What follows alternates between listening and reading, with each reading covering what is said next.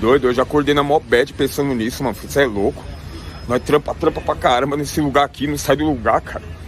Situação, um sufoco, uma vontade de sair do aluguel, uma vontade de vencer, uma vontade de vencer. A gente trabalha, a gente dá nosso sangue, dá nosso suor, vai pra cima, na luta. Não tem vergonha, não tem vergonha de serviço. Nunca tive vergonha de serviço. Sempre trabalhei, ó, mano. Sempre trabalhei, mano. Nunca tive vergonha de trabalhar na minha vida, nunca tive. Mas de um tempo pra cá, eu já venho cansando, eu venho guardando uma mágoa dentro de mim. Às vezes eu tento transparecer uma felicidade aqui pra vocês. O cabo desenrolado, tá ali, no pra luta. Sou trabalhador, mas não tem como. Como é que eu vou andar nesse país? Como que eu vou sair do lugar? Sabe? Como é que eu vou ter esperança que o dia de amanhã vai ser melhor? Não tem como, o dinheiro vai embora rápido. Você pega 100 aqui, pega 200 aqui, já não tem mais nada. É um arroz, é uma mistura, um pedaço de carne. Esse vídeo que você acabou de ver é do rapaz chamado Linko da Voz. É o nome dele nas redes sociais. Está sendo uma polêmica demais sobre esse rapaz, não sobre essa fala, mas sobre o que ele construiu em cima dessa fala. E esse vídeo, basicamente, eu não vou tratar sobre isso. Se você pesquisar Linko da Voz aí, você vai ter dezenas de vídeos que vão tratar sobre esse assunto polêmico. Mas vou tratar numa perspectiva de visão diferente. Vou tratar o que ele falou, que é uma realidade minha e sua, e de muitos outros cidadãos. E tá aqui, uma verdade. Enquanto ele falou, eu me lembrava, eu tenho aqui, ó, tô cutucando aqui, bem aqui assim, um calozinho nas minhas mãos.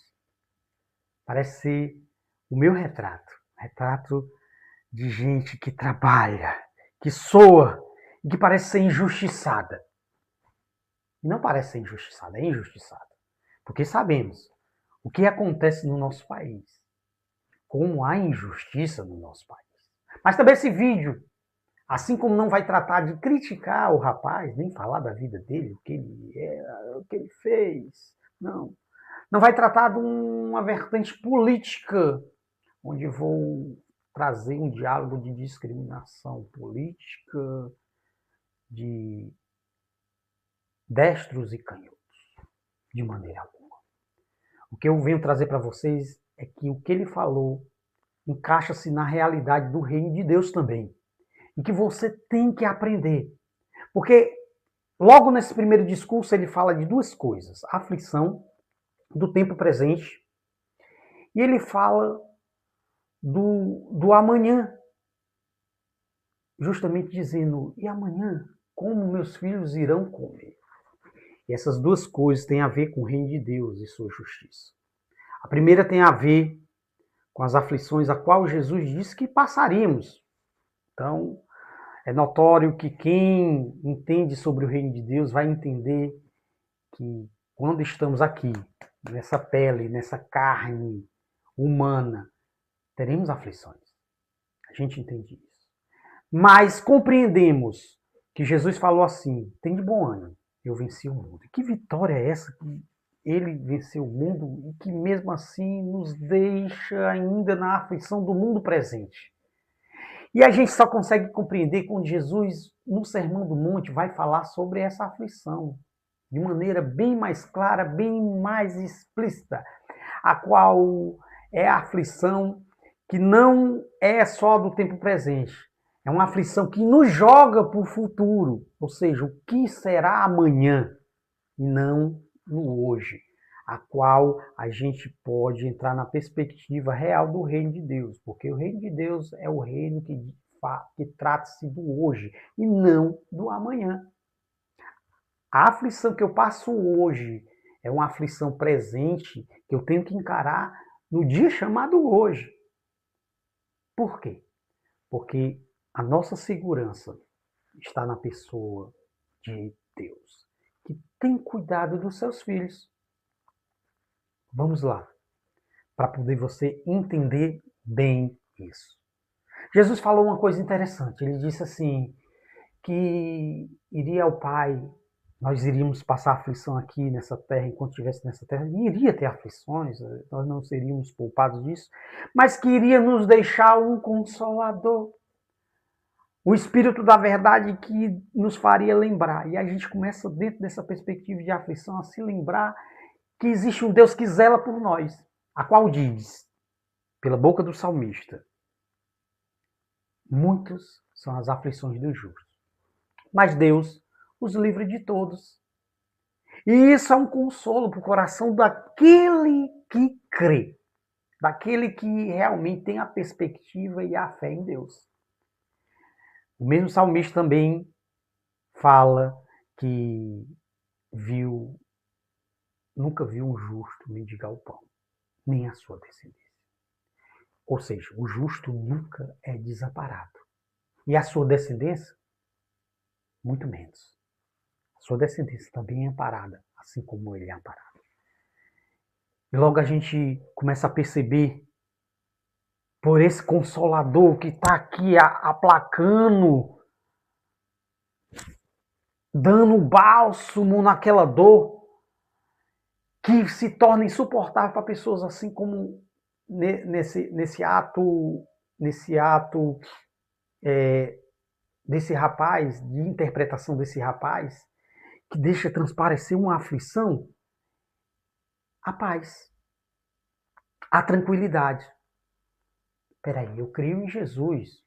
Tu tá falando de Jesus, eu creio. Eu não sou da igreja, eu não vivo na igreja, eu vivo todo na missa, nem no culto, atrás de pastor. Não, eu creio em Jesus. E por que eu tenho essa aflição? Porque você não entendeu o evangelho. O evangelho do reino, que manda você lutar, conforme os calos da minha e da interpretação daquele rapaz, do Lincoln. Calos de gente que, mesmo sofrendo, está ali na batalha do dia a dia. Mas a perspectiva do reino de Deus nos traz a memória, pelo poder do seu Espírito, que vai começando a consolar o nosso coração. Mediante isso, não estou desamparado, a minha descendência não vai faltar o pão para a minha descendência, a comida, porque é justamente isso que ele diz no vídeo. O que será da nossa geração? O que será dos meus filhos, meu Deus? De maneira alguma a gente não se preocupa, porque a gente sabe em quem a gente tem crido. É isso que Deus nos colocou, que Jesus nos disse na sua parábola. Olhe para os lírios do campo, veja os pássaros. Vocês são pássaros? Vocês são lírios do campo? É lindo o lírio do campo? É lindo o campo verde, as flores mais maravilhosas do mundo, é lindo. São mais lindos até do que Salomão no seu auge de riqueza, adornado com ouro. Eles são mais lindos. Os pássaros não tem preocupação dos seres humanos, não. E mesmo assim, Deus os sustenta. Porque que eles estão aí voando e acham as suas sementes, acham os seus alimentos cotidianos. Nós somos mais importantes do que os pássaros. Para Deus, nós não somos passarinhos. Nós não somos ervas do campo que vai para a fornalha, que se queima, que se perde durante a seca. Não. Nós somos filhos. Somos mais importantes, sim. Deus não tem cuidado com sua natureza, com sua criação? E nós que somos a primícia da sua criação. É isso que Jesus quis dizer. Então, acalme o seu coração. Acalme mediante a aflição de Lincoln. Acalme seu coração. Mediante isso, ele fala assim: o que será amanhã? O que vamos comer? É justamente isso. Não fique preocupado com isso. Deus vai sustentar vocês. E aí vem uma coisa importantíssima que eu tenho que dizer nesse vídeo. Que Jesus ensinou. Quando os discípulos chegaram e disseram: Senhor, nos ensina a orar. Uma das coisas que está explícita na oração, que Jesus disse: quando vocês forem orar, vocês digam assim: me dai o pão de cada dia. E é isso que devemos fazer, pedir o pão de cada dia. Porque isso nos traz a lembrança de que a gente tem um Pai para pedir e que a gente vai ter um Pai que vai dar. Se você não crê nisso, você vai viver a aflição do personagem Lincoln, que não só tem calos nas mãos, mas que sofre angústias no peito. Veja outra parte do vídeo, para a gente complementar esse vídeo. nada. É um arroz, é uma mistura, um pedaço de carne. Ninguém tá aguentando comprar um pedaço de carne pra comer. Carne de boi, não importa qual seja, até carne moída virou luxo. Virou luxo nesse país. Eu tô cansado aí. Eu tô seguindo alguma rapaziada aí, um monte de pessoas que tá em outros países aí.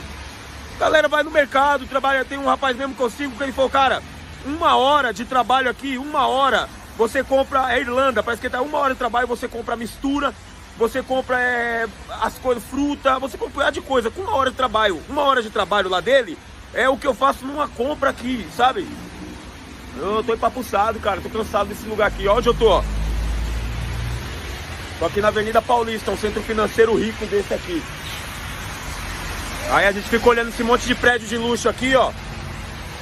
A gente fala, como é que essas pessoas conseguiram chegar dessa maneira num país desse? Como conseguiram? Se a gente trabalha pra caramba e não sai do lugar, como que conseguiram?